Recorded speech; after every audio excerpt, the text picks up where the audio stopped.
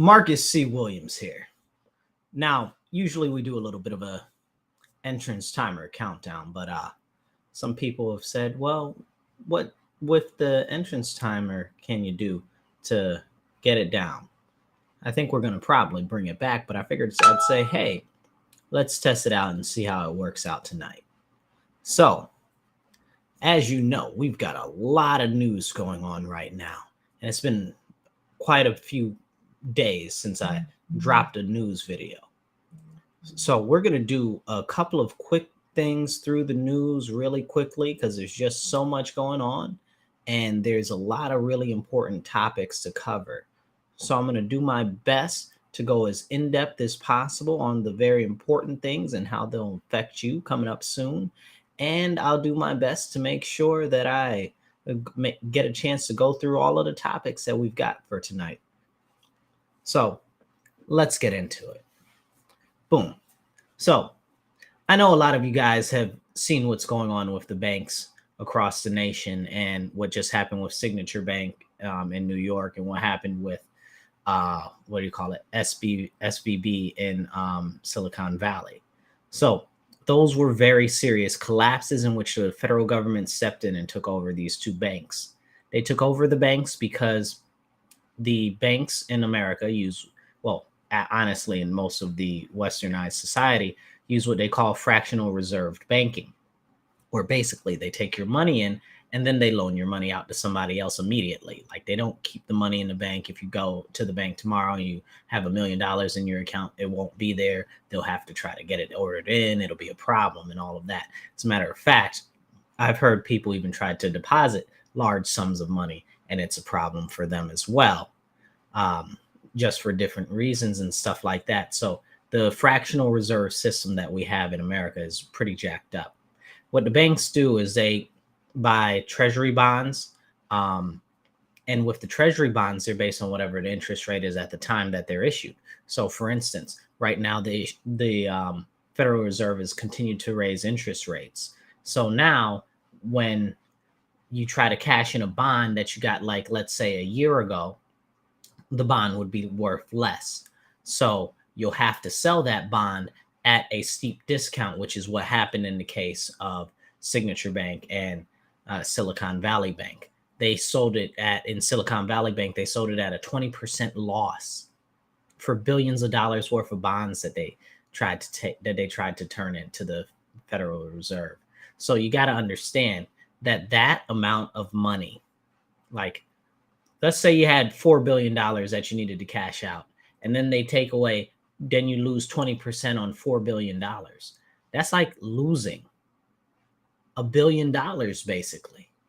You know what I'm saying? So it's very, very serious. And that's what led to the collapse of these banks, where the federal government had to step in. The Federal Reserve took them over. And it's really, honestly, very serious. Now, with what the Federal Reserve did when they took them over, they said, oh my goodness, we might have other issues with other banks. And there were a lot of warning signs that were flashing on other banks. And I'll give you this little note here. Silicon Valley Bank was the 16th largest bank in the nation when it collapsed. So that's something to think about. With that being said, we've got other banks that seem to be in possible issues and trouble and stuff like that. So what the federal government said is that, hey, listen, if you have issues with bonds, then you come to us and you can take out a loan from us, and then you can get that loan to cover the difference or whatever the case is. Now, think about that. If that's not some crazy loan sharking stuff, I've never heard of it before.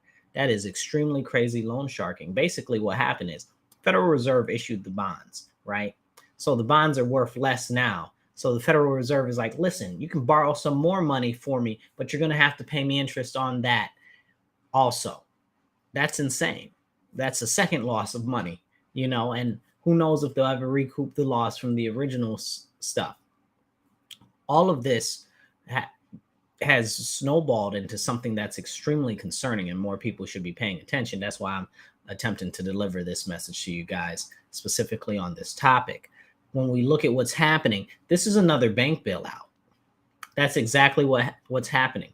Federal Reserve Chairman Powell has said that the federal government has basically, well, not the federal government, the Federal Reserve, which is kind of separate, which also works in tandem with the Treasury. So basically, he's saying that the Treasury, it's a little bit convoluted, but you get the general concept.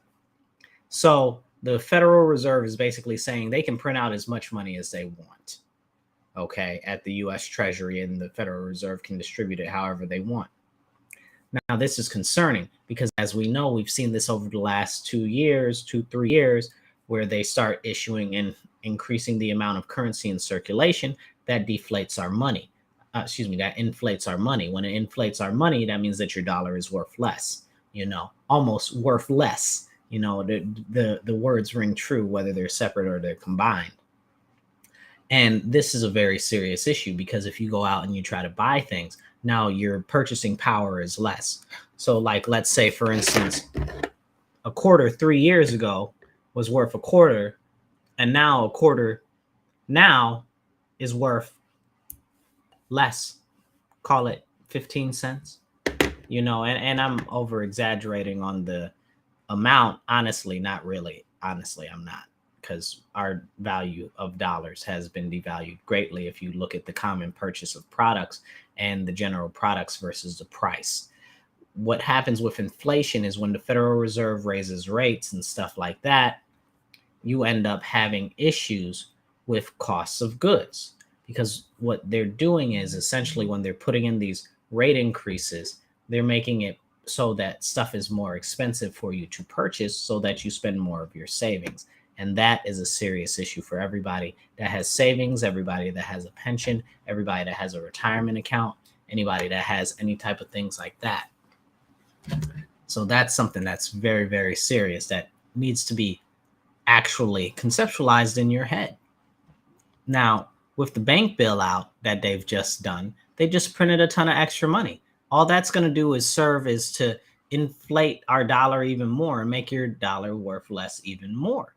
And this is going to have a huge impact on everyone, every single individual in this country, because what's going to happen is we're going to see increases in costs on common goods, increases on costs on properties, increases in costs on mortgages. Basically, essentially, people are being priced out of their everyday life and don't even talk about being able to purchase a home with these continued rate increases and the inflation, because you've got the two problems at one time. You've got the cost of a mortgage goes up, and you've got now the price of housing is going up. But at the same time, your value of your dollar is less. So you can't buy as much with your dollar as you could have before. And then you're going to have to pay back essentially what would be more for a less valuable dollar. Now, that is something that is limiting people's ability to buy houses and purchase houses and buy homes and really live the American dream, which is to buy your house, have your own, So that's something that we all should be very, very thoughtful of in our minds to think about. And this is something that's going to impact everybody. So I want to make sure that I bring that to your attention. I also wanted to talk about some serious other issues that we have that are going on with the Federal Reserve. The Federal Reserve just launched FedNow, the FedNow app. It's going to be coming out in July, I believe. And what the FedNow app will do is it'll allow you to actually transmit money to people instantly. Okay. But when you transmit money instantly to people, all of your transactions will be able to be tracked by the government immediately. So that's something that's very, very, very serious. I see you, Chris. What about rebuild an empire in July?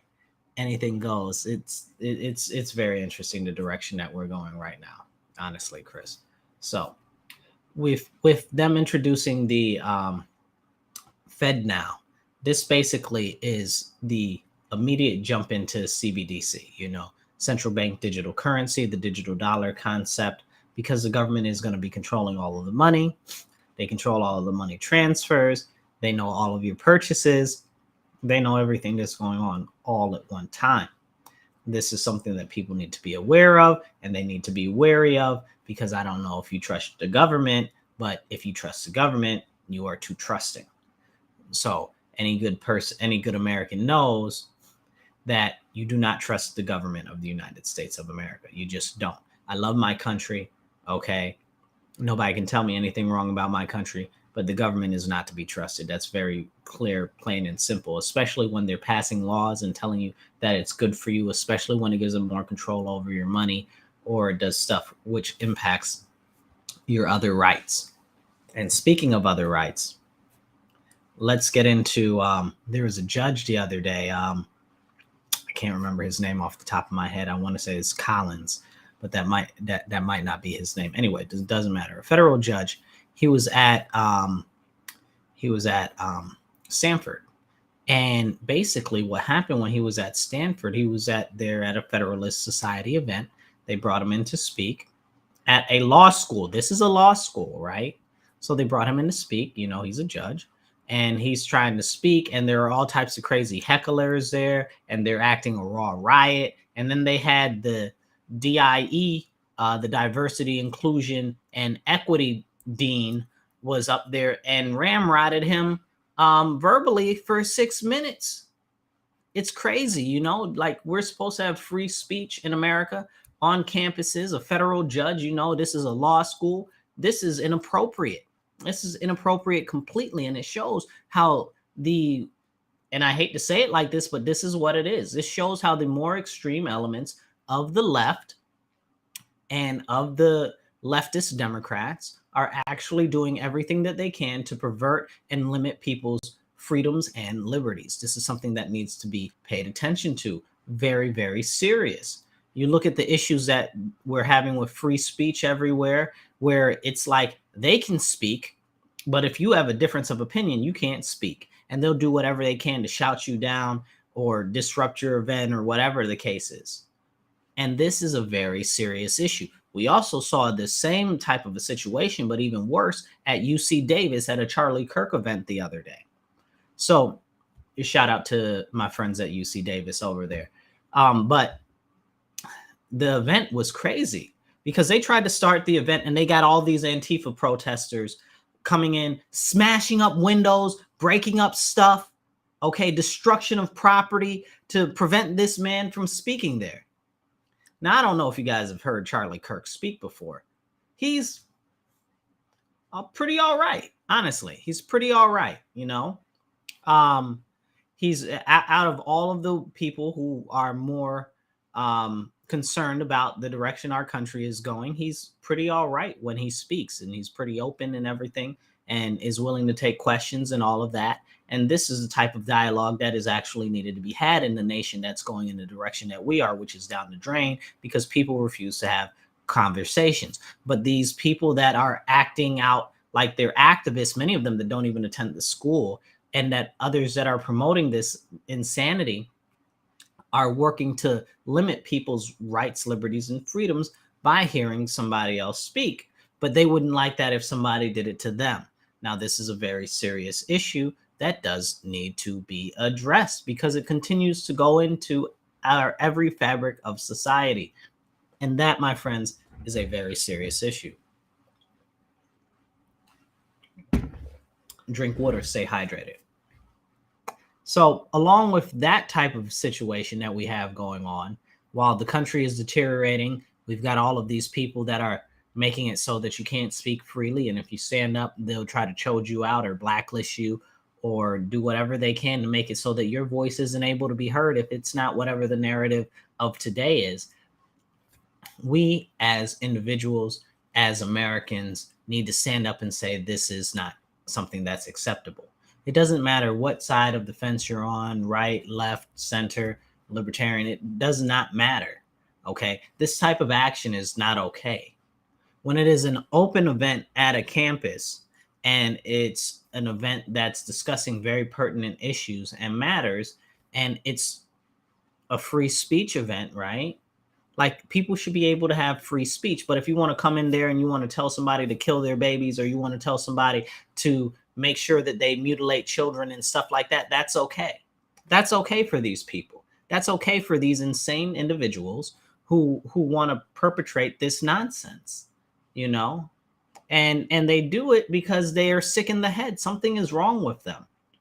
Something is seriously wrong with you if you believe that the same people that are for cutting up children's bodies right now in the name of gender identity or whatever it is this Tuesday that they're calling it are the same people that are like, oh, we're against female genital mutilation. Really? How? Because you're doing worse here. This is like way worse. Like, it's just, you make it make sense to me, you know? Like, where is your line? What do you stand for, really? And this is part of the serious part of the conversation that people don't want to have because they're scared to have it, because they're scared to talk about it, because they're scared of the repercussions of actually having that level of conversation, even though the majority of the people in the United States of America aren't for this nonsense. But when you're shutting out people's ability to speak freely, you need to look at any individual that's trying to shut down somebody's free speech and have some real serious questions for them. And you should probably push back against them. I don't want to really harp on that too much because I've really got a lot to say on it, and I got a couple of other pieces of news I want to get to. Like, we've got the governor of the United States. Lord bless, no. Whew. Okay, absolutely not. We've got the high priestess Kathy, governor of New York State, who's working to implement a health and human service regulation where they can put you in internment camps. That is a very serious issue that is happening. It was a court ruling that it was unconstitutional. She just appealed that. Why would you appeal internment camps? That's a problem. You want internment camps? That's insane. And I could talk about that for hours because we worked to fight to push back against that last year, because it started out as a bill, A416, which was an internment camp bill for New York State, with very foggy language that got stricken out of the assembly. And then she tried to push it through health and human service regulations. And then that got struck down in court, thanks to a couple of senators, some other people, and some very brave lawyers. Appreciate you guys very much. But it's ridiculous that this is what's going on right now in New York State. We have Joe Biden, who wants to take everybody's guns now. He just put an executive order, which is absolutely insane that he's able to do this. There needs to be lawsuits immediately against this dude. He put in an executive order, basically trying to make it so that it lays the groundwork for a national firearms registry, so that they know all the guns that you have, what you're buying, what you're purchasing, who you are, where you live, all of these things in a national registry. This is extremely dangerous because that means when they, as we know, and if you don't know this, this is a real thing. Joe Biden was working in tandem with the ATF and the FBI to figure out how to get all the gun stores in the United States to close down. So now we've got laws that they're working on, like in California, where they're trying to make it so it's legal to sue the gun manufacturers to push even more gun stores to close. Look what's happened in New York State with all the gun store closures, even the gun manufacturer closing plants in New York State over the last 10, 15 years. It's a lot of stuff going on, and they're doing everything that they can to restrict your ability to defend yourself from the government, because that's why the Second Amendment is there. Okay, in case of tyrants seizing power, which we have right now, we've got tyrants running our country. Okay, the elitists, okay, are running our country, and they don't want you to be able to protect or defend yourself. And that's why they're doing their best to strip down the Second Amendment. And it's crazy, right? Because as they're working to get rid of the Second Amendment and your ability as a law-abiding citizen to be able to protect yourself, they're letting the criminals run wild. You make it make sense. And they use the criminals that are committing acts of violence with firearms as an excuse to take you or your legal rights as a law-abiding citizen. This is a very serious issue, and it needs to be addressed. More people need to be attentive, and more people need to stand up and pay attention. It's time for people to start speaking up. We've got all types of other stuff going on with Biden doing that, talking about he's a president. Like, the president swears to uphold the United States Constitution. He's very clearly in violation of his. I mean, listen,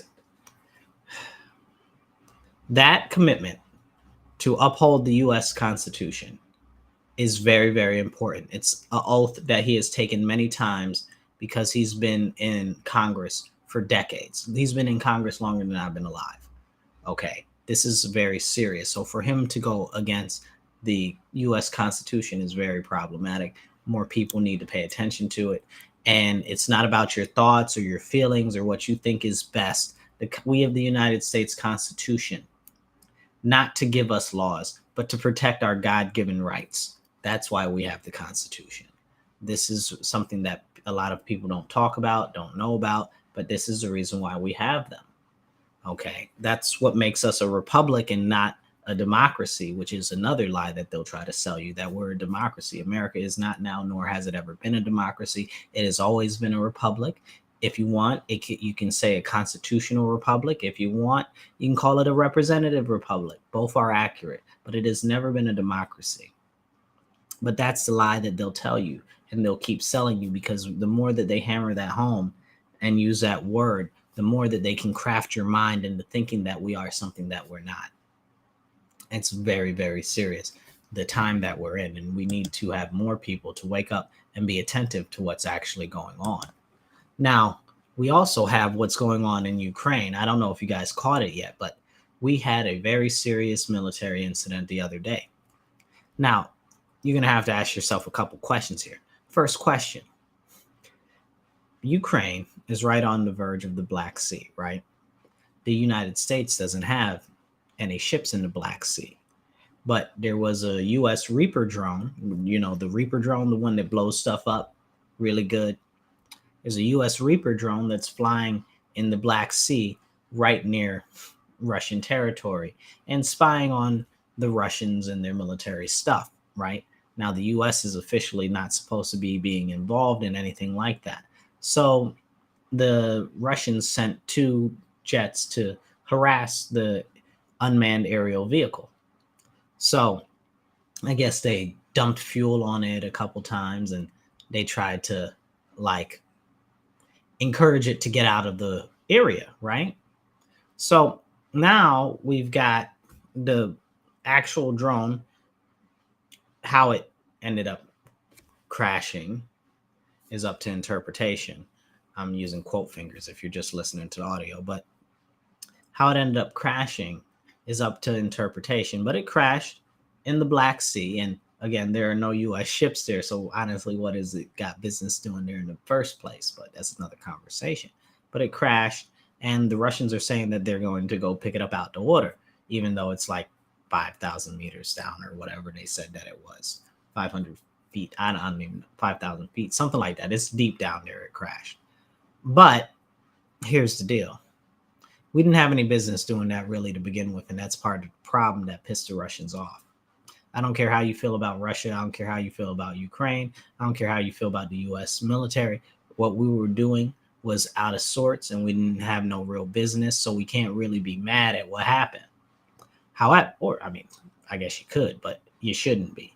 So we had Defense Secretary Lloyd Austin and a couple other people parade through the press conferences yesterday and today, talking about, oh, Russia's not nice, they're mean. And we got Lindsey Graham, or was it Lindsey Graham? Yeah, it's Lindsey Graham. I can't stand him.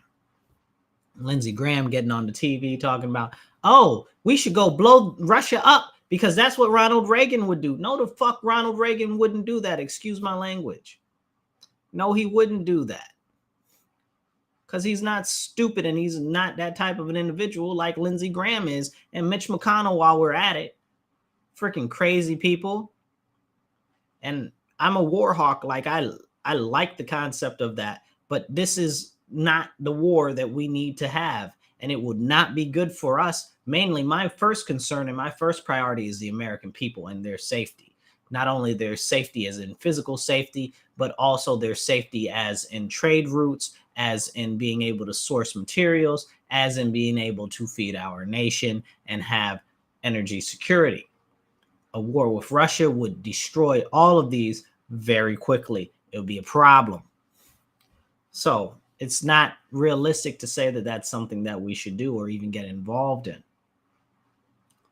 And Poland's trying to escalate the tensions too. Now they're talking about they're going to send some MiGs, these are jets, they're Russian model jets, over to Ukraine. But I heard a little while ago, and I hope the person misspoke, that they're going to send F-16s to Ukraine. That'd be a big problem. That'd be a big problem if they did that. We have some serious issues, and we are on the verge of a very serious war. It's only funny that all of this sudden we got all this stuff coming out. Like, we now have information proving that January 6th didn't happen the way that they told us. We got issues with all of these train derailments and chemicals going into the world. We've got issues knowing that we blew up the Nord Stream 2 pipeline, which is creating an ecological disaster, which none of these green people are even talking about. But, that makes too much sense to talk about the important things. So with that being said, we've got all of these issues going on that are about to lead us directly into World War III, and we need to prevent and stop that as much as possible. Plus, we got China banging on Taiwan, talking about we're coming for your behind, period. And the U.S. is like, yeah, we'll help back Taiwan up. I don't believe you. I don't believe anybody in America that says that they're going to help back up Taiwan. I do not believe you, not even one little bit. Last month, China cut the undersea cables to Taiwan, which basically are how you get your internet anywhere in the world, because those are the ones that have the fastest speed and capacity and stuff like that, blah, blah, blah. China cut them. It'll take months, maybe another 6 to 8 months before they're able to get them repaired, because there are only certain specialized ships that can do that in the world. But China knows this. So that's something that we need to have on our alert and guard. And they keep testing the Taiwanese airspace and their, I don't know what you call the water space, but that too, I'm not able to remember. But they're testing that too, and they're testing them to see what's going on. They're flying drones all over Taiwan. It's out of control. It is a very serious flashpoint, honestly. We're about to go to war over there too, and we are not able to fight a war on two fronts. We're like, oh, well, we're over there. We're weakening Russia in Ukraine, and no, we're not. No, we're not. All of the moves that we've made thus far to try to limit Russia's ability to get funds and do different things and stuff like that have actually empowered Russia. They've made the Russian ruble worth way more than it was before the world got involved with Russia and Ukraine. So now the Russians' money is worth more than what it was before the start of the war. That's something that we did.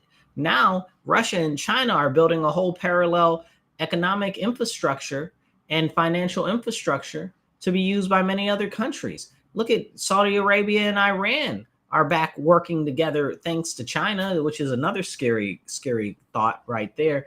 And now China's trying to do other stuff in the rest of Eurasia and stuff like that. It is a very serious problem. We are taking this issue too lightly, and we need to pay more attention to what's actually going on. And as Americans, I encourage you all to see this for what it is. Not only is it a way to basically deflate our money and launder money in Ukraine, but we know that the money is never going to get to the Ukrainian people, and it's mostly going to go to the big, large mega corporations that we have that are American companies anyway. And the people of Ukraine will get nothing, and Zelensky will get billions of dollars himself and probably a private island. But the people will get nothing. They'll see nothing. And I hate to say it, and I know nobody wants to really admit this, Ukraine's going to lose. Ukraine's going to lose. They just don't have the numbers. They do not have the numbers. And when it comes to any type of warfare, it always boils down to the numbers. They can't keep up at the rate that they're losing people. So that scary part is that Ukraine did used to have nuclear weapons. Russia's already said multiple times that they are concerned that Ukraine is going to use biological weapons or nuclear weapons if they see that there is going to be a definitive loss there. And that's a rightful concern, because Ukraine has had nukes and stuff like that in the past, and there are loose nukes all over the place in Europe. So it's very largely a possibility, but more so over than that, we know that they had biolabs in Ukraine. We know that they had biolabs. America helped them destroy the laboratories and the information inside the laboratories. We know that. So who's to say that they wouldn't launch some sort of a chemical or biological attack? And then they'd probably blame it on the Russians, because that's what you do. These are things that we really need to be paying attention to that can be extremely and aggressively detrimental to us in the future. And when I mean in the future, I mean in the near future. So we've got all of this going on. And in the meantime, we got the whole, basically, the border is open, letting all types of criminals and everybody through, and terrorists too, from all different countries. We got a lot of issues right now that need to be addressed.